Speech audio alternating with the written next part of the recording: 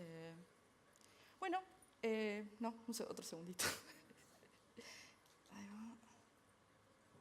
Excelente. Bueno, buenas tardes a todos. No los veo, pero estoy realmente muy contenta de estar acá y vengo a hablarles de algoritmos. Yo soy Lucía Escanillas, me dicen Ravioli Code. Y bueno, antes que nada quería agradecerle a mi mamá y a todas estas personas que publicaron sus imágenes por Creative Commons, así yo las puedo usar. Bueno, como desarrolladores es realmente esperable que nos preocupemos por la velocidad de nuestra aplicación. Y también, como buenos desarrolladores que somos, también nos preocupamos de la elegancia y de la claridad de nuestro código. Para balancear esos dos objetivos, vamos a tener muchísimas herramientas a nuestra disposición. Y también mucha teoría. A veces tanta que a veces uno se puede preguntar si realmente uno termina usando todo lo que uno estudia. Entonces, el tema es que a mí me terminó fascinando un problemita súper sencillo, que si bien no se encuentra en la vida real, o es medio difícil encontrarlo, muestra claramente el poder de la teoría de algoritmos. La idea es que después de esta charla, ustedes tengan la posibilidad de divertirse, bueno, tal vez no tanto como yo, que estuve colgada un rato largo, empezando por un algoritmo que tal vez demora, o sea, estimado más de 30 horas, y mejorarlo hasta que lleve algunos segundos. Pero bueno, para llegar a eso me van a tener que escuchar un rato, y primero voy a tratar de convencerlos de por qué es útil entender los órdenes y ver algunas de las definiciones. Luego voy a mostrarles, o por lo menos intentar, cómo resultados por no optimizar un algoritmo pueden ser bastante devastadores y por qué se vuelve indispensable. Y por último, voy a intentar de que no se topen con demasiadas trampas en lo que se refiere en Ruby con respecto a algoritmos. Pero bueno, basta de preámbulo. Veamos el problema. Yo tengo una colección ordenada de positivos y negativos que pueden tener, no sé, esa colección puede tener 10 elementos, o 10 millones, o 100 millones. Y lo que quiero es calcular cuántos pares, ojo que a veces voy a decir tuplas, que es lo mismo en este caso, donde A sea distinto de B y A más B esté entre menos 100 y más 100. Veamos un ejemplo. Yo tengo un arreglo que es menos 100, 1 y 100. Buenísimo. Entonces, voy a tomar todas las combinaciones. Menos 100 y 1, menos 100 y 100, y 1 y 100. Entonces, el primero me va a dar dentro del rango. El segundo también. El tercero no. Entonces, mi resultado es 2. Hasta ahora bastante sencillo. La primera solución sale, digamos, de haber probado el propio ejercicio con un ejemplo. Si uno toma combinaciones de 2 elementos, ¿no?, que naturalmente no van a tener repetidos, y después filtro ese resultado por las sumas que estén entre menos 100 y más 100, me va a dar la solución. Entonces, el código queda bastante natural a partir de esa solución. Yo tomo las combinaciones de A2 y después mapeo la suma y voy a filtrar porque, digamos, la suma sea entre menos 100 y más 100, que esto, bueno, en este caso puedo decir que el absoluto sea menor o igual que un 100, y después calculo el tamaño. Pero claro, para 10.000 números lleva 10 segundos, pero para 100 millones de números llevaría alrededor de 30 horas. Bueno, no va a pasar. Pero la idea es tratar de explicarles qué es lo que significa, en breves términos, que es un orden. Para mí, un orden mide qué tan bien escala un algoritmo en función del tamaño de la entrada. Es decir, qué tan rápido puedo ejecutar un algoritmo comparando 10 elementos versus 10.000 elementos. No es siempre una medida de velocidad, sino que también escala. Una ventaja de eso es que en este caso va a ser independiente de la plataforma de software o inclusive del hardware. Veamos un ejemplo. Yo quiero calcular el tamaño de un arreglo de largo n. Entonces, yo puedo contar los elementos uno por uno. Eso me va a dar orden n, porque tengo que ir y sacar todos los elementos hasta llegar al último y ahí puedo calcular el tamaño. O lo que puedo hacer es, si yo tenía guardado el tamaño de ese arreglo, el orden es constante, porque no importa que el arreglo tenga 5 elementos o 500 millones, el tiempo que yo tengo para acceder a averiguar cuál es el tamaño va a ser constante. Pero bueno, hay un montón de propiedades matemáticas, ¿no? Pero ustedes me van a preguntar, todo bien, pero ¿para qué sirve un orden? Para mí sirve comparar para qué tan rápido se me va al carajo una función. Básicamente es eso. O sea, yo necesito tener una cota superior, una seguridad de que no va a crecer más rápido que una función que yo ya conozco. ¿Y qué funciones yo ya conozco? Voy a conocer la función constante, voy a conocer cómo crece la lineal, que es esa la diagonal, y después logaritmo de n va a tender a crecer más despacito. Y, digamos, la otra muy conocida son las polinomiales, por ejemplo, la n cuadrado, que a medida que n va creciendo mucho, va creciendo mucho más rápido que n. Y bueno, ni que hablar con las exponenciales. Entonces, ¿qué pasa? Como yo lo que estoy viendo es la forma de la función y tener una cota superior sobre eso, a mí no me va a importar ni las constantes ni otros factores que estén adentro. Entonces, si yo pudiera decir, bueno, este algoritmo tiene un orden de 3n cuadrado más 99n más 3000. En realidad, a mí lo que me interesa es qué tan rápido va a crecer. Entonces, cuando n resulta suficientemente grande, el 99n y el 3000 se vuelven despreciables versus el factor de n cuadrado. Y a su vez, o sea, si yo tengo 5n cuadrado y 99n cuadrado, si bien obviamente yo voy a preferir tener 5n cuadrado, las diferencias entre esas dos funciones son despreciables delante de otra función que sea n cubo. Entonces, en realidad, siempre vamos a decir que si yo me voy a quedar con el factor determinante, que es el factor que crece más rápido, y después, si yo tengo una constante, por ejemplo, digo 2n, en realidad es orden n. Y después, siempre tener en cuenta nuestras funciones de referencia, que el orden constante es despreciable al logaritmo de n, que a su vez es menor que la lineal o que las polinomiales o que las exponenciales. Veamos un ejemplo de algoritmos. En este caso, yo quiero encontrar 7 en este array. Entonces, yo voy a agarrar un elemento en el medio y voy a decidir, bueno, como justo ahí la mitad, voy a elegir que voy a agarrar la mitad superior. Entonces, 5 es igual a 7, no. 5 es menor que 7, sí. Entonces voy a agarrar y voy a tomar todo lo que está a la derecha. No sé si está bien, pero bueno, se entiende la idea. Entonces, voy a tomar otro elemento y voy a querer agarrar 7 en esa parte del subarray. Entonces, el elemento en el medio, quiero saber el elemento del medio de ese nuevo subarray, es 7, buenísimo, lo encontré. Y lo hice en 2 pasos. ¿Qué pasa? Cuando yo estoy haciendo una búsqueda binaria, yo lo que voy a tener es un orden, o sea, voy a demorar en promedio 3 pasos, que es el logaritmo en base 2 de 8. Solamente 3 pasos comparados a el peor caso de una búsqueda lineal, que serían 8. Entonces, casos típicos.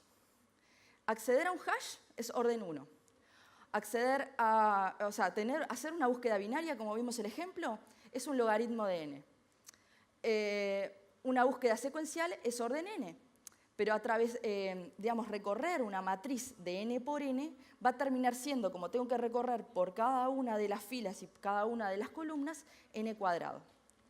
Pero bueno, si no quieren creerme, no me crean y está bien. O sea, pueden comprobarlo ustedes mismos, pueden ir a esta página, que es un estudiante de PhD de MIT, que se le ocurrió hacer esa página que te plotea cualquier cosa, y pueden ustedes usar las funciones que quieran y compararlas con valores arbitrarios de x. Pero bueno, Sí, no me digan nada. Capaz que me aguantaron hasta acá, pero quieren algo más emocionante, como lo que hablaba Fede. Yo sé que ustedes quieren hablar de concurrencia y usar una de las herramientas tan poderosas que tiene Ruby. En este caso, síganme un poco y vamos a suponer que es concurrencia con MRI. Pero bueno, al final, a mí estaba medio distraída y no me quedó muy claro. ¿Era concurrencia o era paralelismo? Entonces, bueno, vamos a elegir un par de ejemplos de la vida real para ilustrar. ¿Qué pasa? Yo, en este caso, estuve hace mucho tiempo sin leer cosas y quería leer 2 artículos a la vez del blog de Picando Código. Entonces, voy a leer primero el primero, después voy a leer el segundo, secuencialmente. Pero si en realidad quiero usar concurrencia, yo podría leer el primer párrafo del primer artículo y después leer el primer párrafo del segundo. Y después volver al primer artículo y leer el segundo párrafo y leer el segundo párrafo del segundo artículo. Y si se marearon, es normal, porque en realidad el cambio de contexto es costoso cuando uno tiene un solo cerebro. El MRI, como bien explicaba Fede, no va a permitir correr threads Ruby en paralelo porque obliga a cada uno de sus threads a tener un lock. Si no tienen ese lock, no corren. Ese lock es el Global Interpreter Lock. ¿Qué pasa? En nuestro problema en particular, el tiempo para determinar, el tiempo que tiene para ejecutar nuestro problema está determinado por el tiempo de la CPU. ¿Por qué? Porque en realidad no hay operaciones de entrada-salida, entonces, y está todo en memoria. Entrada, o sea, IO bound en este caso sería, en los casos que son, digamos, son los problemas más normales, en los cuales, o sea, en un momento se le da la CPU a un thread, calcula lo que tiene que calcular y cuando se queda esperando por otra cosa, le saca la CPU y se le da a otro thread. En este caso, como todos necesitan usar CPU, en realidad me quedo con más overhead. O sea, el tiempo que yo terminaría de hacerlo secuencialmente va a ser menor al de ejecutarlos concurrentemente. Y realmente no era lo que yo estaba esperando. Pero bueno, ¿qué pasa con paralelismo? Un caso de la vida real es, yo puedo tomar un medio de transporte y mientras yo me traslado al destino, puedo leer un libro o ver qué está haciendo el vecino. Pero bueno, sí, dejémonos de jorobar, vamos a usar todos los procesadores que tengamos en la laptop. Usemos JRuby, usemos Scala, Go o Rubinius. Pero bueno, el tema es que aunque podamos suponer que todas las subtareas que creemos duren lo mismo e ignoremos, o sea, el overhead de sincronizar o suponiendo que es despreciable, sigue siendo, en nuestro caso, orden n cuadrado. Entonces, aunque tengamos 20 cores, dividís el tiempo entre 20, pero nunca va a ser tan bueno como tener un algoritmo n o un algoritmo menor. Y bueno, por más de que me encantaría sentarme con ustedes a contarles un montón de algoritmos distintos que pueden haber para este problema, que dicho sea de paso, los colecciono,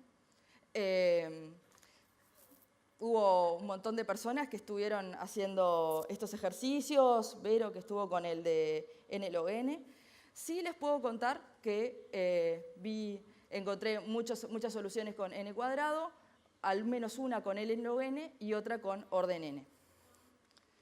Pero bueno, en resumen, las técnicas de concurrencia y paralelismo son súper poderosas e importantes y en estos momentos indispensables. Pero también es indispensable considerar algoritmos eficientes antes, o por lo menos saber cuando se está ante un problema con una solución eficiente, sin una solución eficiente conocida. Y bueno, en principio terminé. ¿O no? Porque sí, puede pasar de que aunque uno vea toda esta teoría, mi código sigue estando lento. ¿Y por qué? Porque esta última parte de la charla es una anécdota simplificada que espero que tengan en cuenta a la hora de ver Ruby. Veamos el siguiente ejemplo. Yo tengo un arreglo de 5 elementos, 1, 2, 3, 4, 5. Entonces, yo voy a querer un loop para que para cada uno de mis elementos del array voy a querer tomar los elementos más grandes que él e invertirlos. Entonces, voy a querer 1, 5, 4, 3, 2. 2, 5, 4, 3. 3, 5, 4. Y todo así. Parece bastante sencillo, ¿no? Bueno, uno dice, bueno, está. En realidad, uno hace un loop y después uno elige el subarray de los elementos más grandes que él y lo invierto. Parece sencillo, ¿no? Pero bueno, quiero saber cuál es el orden de este algoritmo. Bueno, yo miro acá y en realidad eso es un loop y eso es un puts que lo que hace es un inspect. Puedo pensar que es un orden n, pero en realidad cuando me lo pongo a ejecutar resulta que es un orden n cuadrado. Entonces me pongo a mirar qué es lo que hace esa instrucción y termino en la documentación de Ruby y veo que hay una definición con un ejemplo que no me sirve demasiado, entonces termino mirando el código en C. ¿Y qué encuentro? Un bruto loop metido adentro del método. Entonces esto es orden n y no orden 1 como yo me suponía. Ahora sí, el orden n cuadrado estaba implícito adentro de un método de colecciones. Ahora, sí, muchos me van a decir acá que esto era obvio, porque en realidad encontrar una forma de revertir, no hay muchas otras formas de revertir que cambiar los ítems de lugar y eso va a terminar siendo orden n. Pero en realidad, por ejemplo, hacer un index off o encontrar el índice de un elemento en un arreglo puede tener orden n si uno hace una búsqueda lineal o puede tener un orden logarítmico si uno hace una búsqueda binaria. Y eso nos lleva a una discusión un poquito más filosófica. Leaky abstractions. Yo no sé, capaz que alguno escuchó hablar de esto, pero es básicamente Joel Spolsky, el que hizo el blog Joel and Software, que escribió un artículo sobre la ley de leaky abstractions. Básicamente dice que toda abstracción no trivial termina haciendo agua de alguna forma en algún momento. Y tenemos que terminar entendiendo cómo funciona internamente el sistema para explicar su comportamiento en los casos borde. Hay muchísimos ejemplos en Computer Science, o sea, desde redes, de la parte que TCP intenta abstraerse del hecho de que IP no es reliable, hasta, no sé, la performance de recorrer una matriz según que se haga en columnas o filas. Y bueno, en realidad lo que dice es bastante fuerte y problemático, porque en realidad está diciendo que las abstracciones no están logrando realmente el objetivo, que es simplificarnos la vida. Y por eso, más allá del problema al que nos enfrentamos, tener presente los algoritmos que estamos utilizando día a día rinde sus frutos. Gracias.